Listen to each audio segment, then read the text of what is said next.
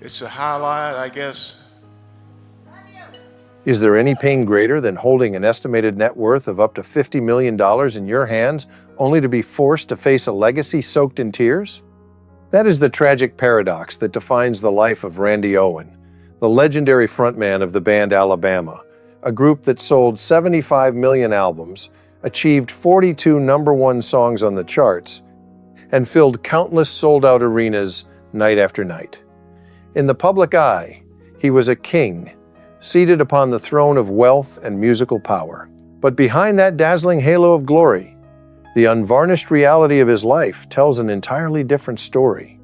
It is the story of a father who was absent throughout his children's formative years, all in exchange for lifeless checks and financial statements. It is the story of a fierce courtroom confrontation with his own former bandmates, where bonds once thought unbreakable were torn apart by the fine print of contracts.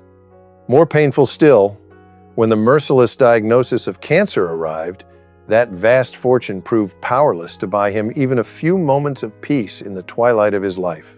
Does wealth truly bring happiness, or is it nothing more than a gilded cage? Do not take your eyes off the screen, because the hidden corners of the tragic curse surrounding Randy Owen are about to be revealed right now.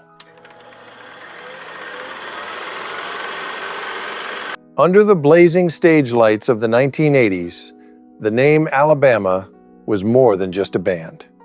It became a cultural phenomenon, a massive money-printing machine, and at the center of that machine stood Randy Owen, a man with a raw Southern voice powerful enough to make all of America stop and listen.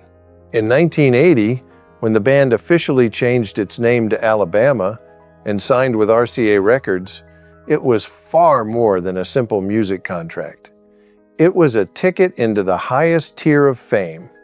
Their debut album, My Home's in Alabama, along with the song Tennessee River, exploded almost immediately, bringing in revenues they would not have dared to imagine only a few years earlier. For the first time in their lives, men who came from cotton fields and cheap bar stages tasted million-dollar money. From that moment on, the wheel of fame spun at a dizzying speed. With his warm, sincere voice, Randy became the soul of the band, leading them through a relentless streak of hits, turning Alabama into a phenomenon, the first country band to dominate the scene like true rock stars. Randy did more than sing. He was also the primary songwriter, pouring his spirit into every lyric. Starting in 1982, songs infused with Southern breath such as Mountain Music, Feels So Right, Dixieland Delight, and Song of the South continuously claimed the #1 position on country charts. The figure of 42 consecutive #1 songs was not just an achievement, it was a declaration of power. Album sales kept climbing, and by the end of the 1980s, Alabama's total sales had reached approximately 75 million records, an enormous number for any artist, especially a country band. Randy Owen's net worth by many estimates had surpassed 10 million USD, turning the barefoot boy of the past into a true millionaire. But the money did not come only from records.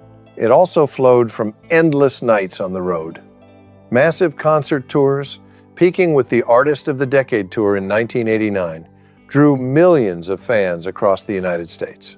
Tickets sold out, merchandise moved at lightning speed, and each show sent a steady stream of cash straight into the accounts. Income from live performances and merchandise sales was believed to account for around 20% of Randy's total wealth during this period, not including royalties from radio airplay and his collaboration with BMI, the copyright management organization Randy always referred to as a silent companion. Alabama's music was not just heard, it was replayed daily on thousands of radio stations, becoming the soundtrack of an entire generation's life. Randy once recalled in an interview with Rolling Stone that those nights on stage felt like a dream come true. Concert tickets range from $20 to $50, and with hundreds of shows each year, tour revenue alone was enough for Randy to invest in personal projects. The RCA contract brought substantial advances, but it was the royalties from radio and record sales that formed a stable stream, pushing his wealth higher and higher. By 1990, Alabama had 7 multi-platinum albums, each selling over 2 million copies, helping transform Randy from a poor young man into a millionaire. With abundant cash flow, Randy began investing wisely, converting musical income into fixed assets. He understood clearly that fame could be fragile, while land endured. As the checks grew thicker, his investments became increasingly calculated. Randy soon purchased a large ranch in Fort Payne, Alabama, his hometown, with thousands of acres dedicated to cattle farming. This was not merely a residence.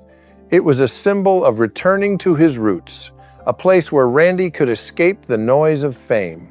Additional real estate across Alabama was added to his investment portfolio, from homes to agricultural land, helping push his net worth to around $30 million by 1999. According to reports from Forbes at the time, Randy was not a reckless spender. He invested in agriculture because it was the path his parents had taught him, working the land to create long-term value. The musical achievements of Randy in Alabama during this period stood at an undeniable peak. They won the CMA Entertainer of the Year award 3 consecutive years, from 1982 to 1984, a record still cited today as a symbol of total dominance.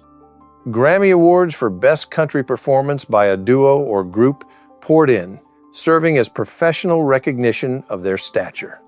Their induction into the Country Music Hall of Fame in 2005, even though it came later than their peak years, remained a defining stamp confirming their iconic status. They were the first band to bring a rock spirit into country music, with electric guitars and energetic rhythms paving the way for later generations like Garth Brooks and Brooks and Dunn. Randy, a down-to-earth Southern man singing about faith, family, and simple life values, became a deeply beloved figure in the public eye as the lead vocalist. To outsiders, it looked like a perfect fairy tale. Talent, hard work, money, and fame converging in one life. But that spotlight did not illuminate every shadow. While audiences roared beneath the stage, Randy Owen drifted farther and farther from his own home. He married Kelly, and their children were born one after another. Randa in 1980, Heath in 1982, right as his career was exploding. Constant touring, sometimes reaching 300 shows a year, grew so intense that family dinners became a rare luxury. Kelly had to manage the ranch and raise the children largely on her own. The kids grew up with a father who was rarely present at home. In his autobiography, Born Country, published in 2008, Randy admitted bitterly that fame took away something he could never buy back: time with his wife and children. Late-night calls from hotels, Christmas holidays without a father, slowly built a quiet loneliness. Kelly, a strong woman, once shared in an interview with People magazine that she loved Randy's music, but hated the way it pulled him away. For the family, money provided better living conditions and education. Randy's children had access to a full education and did not have to worry about basic needs as their father once did. But they also grew up under camera flashes and public attention. Their father was a celebrity, and that brought both pride and an invisible pressure. Allison once shared that she was afraid of crowds because they reminded her of her father's absence. "I thought I was building a future for my children," Randy once said in a radio interview in 1995. "But sometimes I realize all they need is their father beside them." No one spoke it aloud, but that pain existed, quiet and persistent, like a shadow following the Owen family for many years.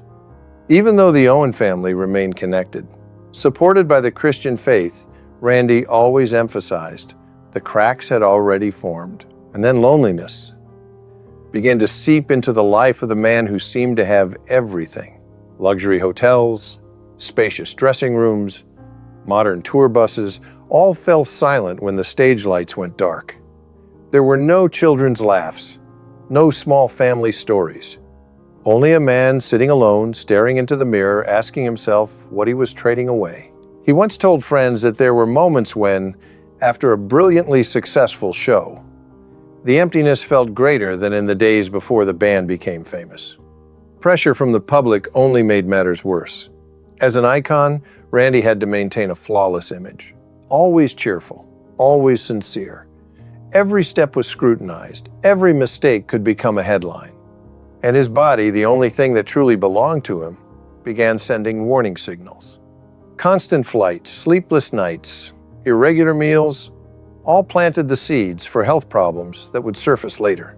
In youth, Randy could ignore them, but the cost of exhaustion is never free. And to understand why Randy was willing to trade so much for success, we must turn back time. Returning to a poor childhood where musical dreams were sparked amid sweat, dust, and the constant fear of never having enough, Randy Owen was born on the 13th of December, 1949, in Fort Payne, Alabama, a corner of the American South steeped in poverty and backbreaking labor.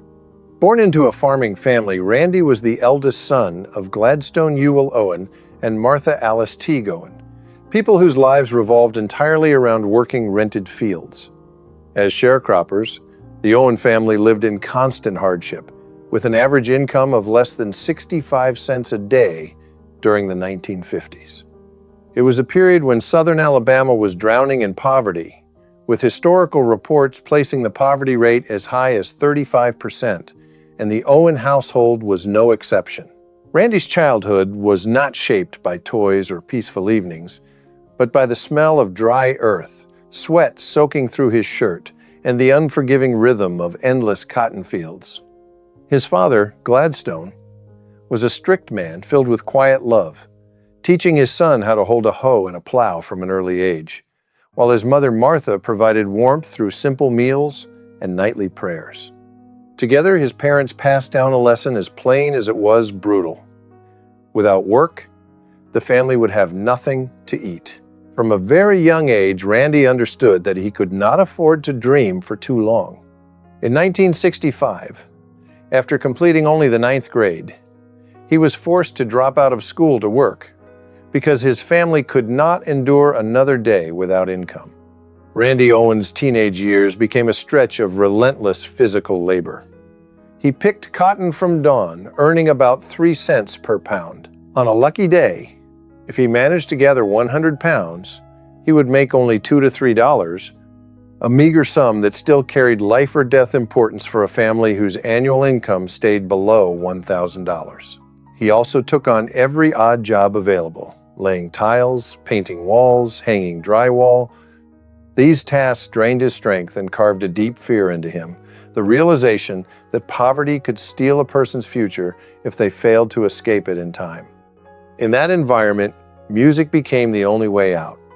It did not bring Randy money right away, but it preserved a part of him that life had not crushed. He learned to play the guitar at the age of 6, not in music rooms or formal classes, but during evenings when his family gathered together to sing hymns at the local church. Music entered his life as a spiritual refuge, both comforting and demanding. Those southern melodies planted something deep inside him, a sense that no matter how harsh life became, people still needed a place to rest their spirit. In 1969, after years of interrupted effort, Randy graduated from Fort Payne High School and enrolled at Jacksonville State University. There, between classes and part-time jobs, he began writing song lyrics. Elvis Presley, Southern sounds, and traditional country music left a powerful mark on his style. His music was never ornate or flashy. It mirrored the man himself, straightforward, resilient, and rooted in the dignity of labor. That same year, a turning point arrived. Randy formed a small band with his cousins Teddy Gentry and Jeff Cook, originally called Young Country. They carried no grand ambitions, only the hope of making a living through music. Their earliest performances took place in small bars in Myrtle Beach, where audiences came to drink beer far more than to listen. The band played nearly 6 nights a week, surviving mainly on tips from the crowd. Each night brought in roughly $50 to $100 total, split among the members. translating into a monthly income of only about $500 to $800. There was no surplus and no savings. At times, Randy and his bandmates had to calculate every meal and every gallon of gas. Those days forged a rare endurance in Randy and the others. They learned how to stand firm on stage, how to play until the audience finally paid attention, and most importantly, how not to quit. They also accumulated something money could not buy: experience, cohesion, and a growing catalog of songs. These early compositions, even though they generated little income at the time, laid the groundwork for the music publishing value that Randy would benefit from later in life. Then the first major tragedy struck in 1980, when his father died of lung cancer, only months after the band signed its first major contract. For Randy, this was more than a family loss, it was a spiritual rupture. The man who had taught him to work, who had taught him never to collapse under poverty, passed away just as Randy began to glimpse the light of success. Randy later wrote in Born Country that his father's death made me realize how fragile life truly is, and it profoundly shaped the way he valued family. In the years before that loss, Randy had watched his father struggle with illness amid poverty, unable to afford proper medicine, lacking insurance, which strengthened his determination to pursue music as a way out of that cycle. Losing his father became a stark reminder of the price of poverty, turning Randy's musical dream into a mission not only for himself, but for those he loved. In the years that followed, Randy gradually laid the foundation for his own musical empire, but poverty had already etched a lasting fear of loss into him, a fear that would later give rise to internal tragedies Randy Owen could never have anticipated. Entering the 2000s, as the glow of the 1980s and 1990s gradually faded into the background, Randy Owen and Alabama stepped into what seemed to be the most settled phase of their careers. There was no longer a burning need to prove themselves, no more suffocating schedules packed with relentless shows, and their wealth had grown large enough to secure a prosperous life for generations to come. On paper, this was the safe landing period of a country legend. But within that very stability, silent cracks began to surface, and money, once a protective shield, slowly turned into the source of an unfolding tragedy. From 2002 to 2004, Alabama announced a series of farewell tours, a goodbye explained with two very simple words: exhaustion. After decades spent living on the road, both the bodies and the minds of the members had reached their limits. The farewell concerts were still packed with audiences and continued to generate substantial revenue, but the emotional core was no longer the same. For Randy Owen, it brought a feeling that was both relieving and hollow. He later admitted that stopping allowed him, for the first time, to truly sit still. And at the same moment, questions that had been neglected for many years began to return. Who am I when I am no longer standing on a stage every night? And what remains beyond money? After the farewell tour, Randy did not disappear. Royalties from Alabama's vast music catalog continued to flow steadily, more than enough to maintain his assets at a very high level. In 2008, he released the solo album One on One, a way of affirming that music was still deeply embedded in his blood. It did not create the kind of shockwave seen in earlier years, but it was sufficient to keep the name Randy Owen present. According to various estimates, his net worth during this period increased only slightly, reaching around 40 million USD. There were no longer dramatic leaps forward, but there were also no signs of collapse. At least on the surface, though that appearance did not last for long. By 2008, the dispute between Alabama and drummer Mark Herndon erupted publicly, revolving around merchandise revenue and Herndon's actual role within the band. The case quickly became a topic of discussion because for the first time, the public witnessed Alabama's internal conflicts dragged into the open. Years later, Herndon went on to accuse Randy Owen of being controlling. In his book, The High Road, published in 2016, whether true or not, those accusations were enough to shake the image of unity that Alabama had spent decades building. From a financial standpoint, the lawsuit did not drive Randy Owen into bankruptcy, but it forced him to spend a considerable amount on legal fees and settlements. More importantly, it shattered the sense of security that money had once provided. For the first time in many years, Randy realized that great wealth does not equate to absolute control. A prolonged dispute can drain not only money, but also energy, reputation, and mental peace. Money can buy lawyers, a close friend of his once said, but it cannot buy a good night's sleep. The lawsuit with Mark Herndon struck directly at Randy Owen's mental well-being. Prolonged stress, endless meetings with attorneys, and articles dissecting right and wrong wore him down far more than he ever openly admitted. A man accustomed to resolving everything through music now had to confront the dry language of the law. His family was not spared from the impact. As internal disputes were laid bare, the image of Alabama and of Randy Owen himself was no longer flawless. His children, even as adults, still had to face questions and public gossip. Kelly, the wife who had stood by him since the days when he had nothing, watched her husband shoulder pressure in the way he knew best. Silent endurance, without knowing how to help, deepening Randy's inner loneliness. Meanwhile, Randy continued along the path he believed in, diversifying income streams and giving back to the community.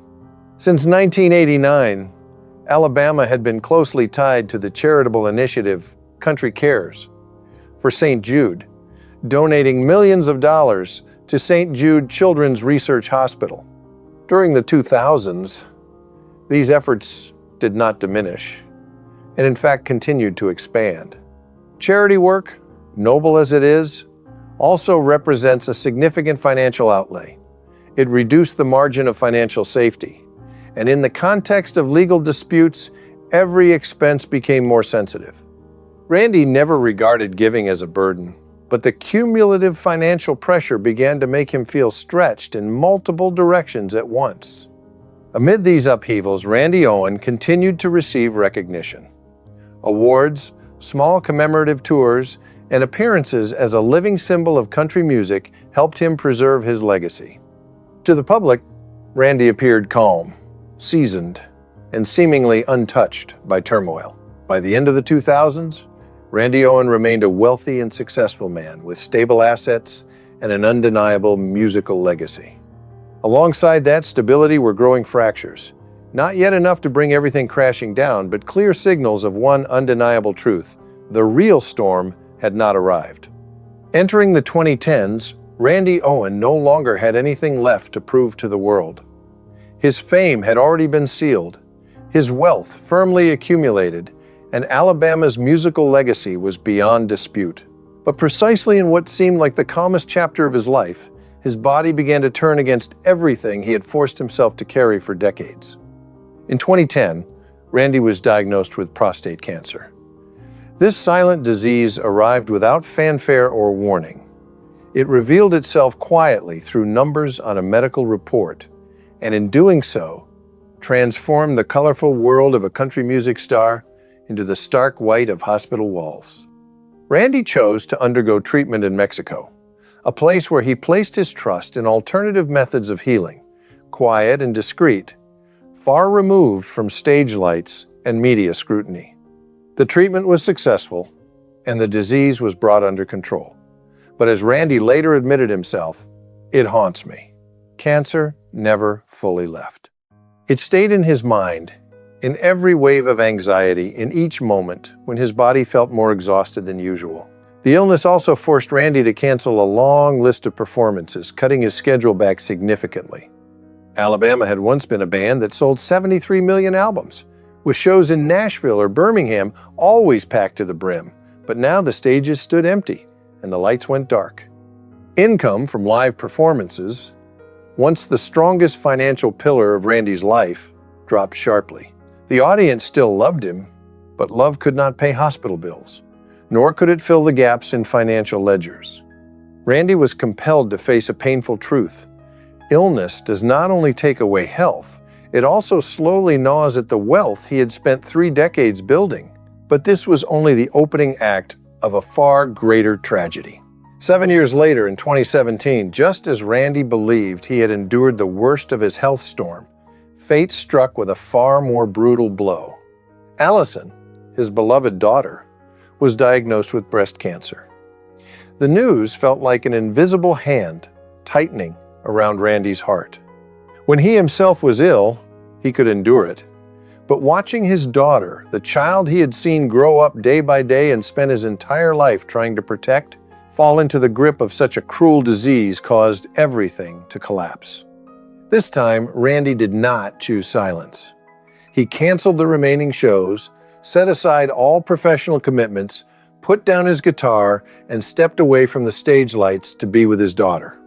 The man who had missed so many family moments no longer allowed himself to be absent even once more. "Music can wait," he told friends, "but family cannot." During those days in the hospital, Randy became a quiet, aging father, sitting beside the bed, holding his daughter's hand, whispering prayers. Allison's chemotherapy sessions stretched on for months, and every time he saw his daughter grow weaker, her hair falling out in clumps, Randy felt as though a part of his own soul was breaking apart with her. And if that were still not enough, 2017 also brought another piece of devastating news to the Alabama family. Jeff Cook, his companion of many decades who had endured hardships together since the earliest days, announced that he had Parkinson's disease, a degenerative neurological condition with no cure, one that slowly strips away a person's ability to move. Jeff still tried to continue performing for a time, but his trembling fingers, sluggish movements, and eyes filled with pain whenever he could not play the correct notes told a different story. Randy watched his friend deteriorate day by day, and within that decline, he saw his own reflection. Artists who once conquered the heights now forced to battle time with no real defense. Jeff would pass away in 2022, but from the moment the illness was made public, that shadow had already settled over the final years of the 2010s. In 2019, amid failing health and family hardship, Alabama still attempted to hold themselves together. They planned a 50th anniversary tour, a symbolic milestone, like a greeting from survivors after half a century of music. Once again, Randy Owen's health refused to cooperate with the plan. Severe migraine headaches and vertigo attacked him relentlessly. On some days, he could not even stand upright. Light caused him pain, and sound struck his head like a hammer. Many shows on the 50th anniversary tour had to be postponed, schedules were trimmed back, and fans felt disappointed while remaining deeply understanding. They knew Randy did not refuse to sing out of unwillingness, but because he no longer had the strength to sing. And the most painful thing for an artist is not being forgotten, but still being loved while no longer strong enough to return that love. Even so, with his health in decline and his performing career nearly at a standstill, Randy Owen did not fall into financial hardship. Royalties from dozens of major hits continued to flow into his accounts each quarter. Songs like Song of the South, Love in the First Degree, and Feels So Right remained on radio playlists, continued to appear in films and advertisements, and were still streamed by millions on Spotify and Apple Music. Every time someone played an Alabama song, Randy received a small payment, and when those small amounts were added together, they formed a steady stream of income. In 2019, his net worth was still estimated at around $50 million. That figure sounded enormous, but in reality, it no longer symbolized glory and had instead become a means of survival. Most of that money went toward medical expenses, for Randy himself and for his daughter Allison, covering surgeries, chemotherapy, medication, tests, and specialist consultations. Wealth was no longer a source of pride, but a life buoy in a vast sea of illness. Randy's life during this period slowed down noticeably. He spent more time at his farm in Fort Payne, focusing on recovery and quiet reflection. Randy once shared that he learned to cherish small things: a morning without headaches, a family dinner with everyone present, a day without stepping into a hospital.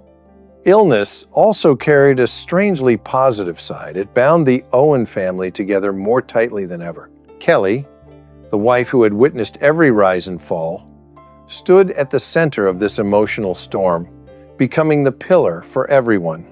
She not only cared for her husband, but also supported her daughter Allison through the hardest phase. In 2023, she once said a short but haunting sentence: "Fame brought wealth, but also tears." It was not an accusation, but a truth acknowledged after decades of endurance. As the 2010s came to a close, Randy Owen entered his later years in a state far removed from the man who once conquered the stage. He sought peace, not by running from the past, but by accepting it. In 2023, even as his health no longer allowed for an intense schedule, Randy Owen continued to devote much of his heart to charitable work, especially June Jam, the fundraising event that had been intertwined with Alabama for decades. For him, charity was not about image or obligation, but a way of giving back to life what he had once received. Music still brought in steady royalties, but Randy no longer cared about those figures the way he once had. Money had become merely a tool to help others, support his family, and ensure that his final years would not become a burden to anyone. In 2024, Randy Owen received the BMI Icon Award, a formal recognition of his entire career. Standing on the award stage, he no longer carried the energy of his youth, but his eyes still reflected pride mixed with fatigue. Applause filled the room, but inside Randy, the joy was incomplete. He understood clearly that every achievement comes with a price, and not every price can be paid with money. The greatest pain of this period came from a series of losses within his family and the band. In 2022, Jeff Cook passed away after a long battle with Parkinson's disease. Jeff's death was not only the loss of an Alabama member, it marked the end of a deeply personal chapter of history. Randy collapsed in a very quiet way. There were no lengthy statements, no tears in front of the media. He simply said that he had lost a brother. That same year, his mother, Martha Owen, also passed away. Two losses piling up within a single year left Randy drained of the emotional strength he had left. The woman who gave birth to him and the man who built a musical dream alongside him were both gone. The legacy Randy Owen possessed, valued at tens of millions of dollars, no longer represented success in that moment. It became a symbol of loss. Money could not bring Jeff back to the stage, could not return his mother to the old kitchen in Fort Payne. All it could do was exist, silent and heavy, like a reminder of the things that cannot be bought. In 2026, Alabama announced their final farewell tour titled One Last Journey, consisting of 28 shows, serving as an official goodbye to their audience. For Randy, this was not a grand farewell, but a final duty to music and to the fans. Each night on stage was a physical challenge. Fragile health forced him to measure every step, every appearance. After the tour, Randy almost completely withdrew from public life, choosing a quiet existence on the ranch with Kelly.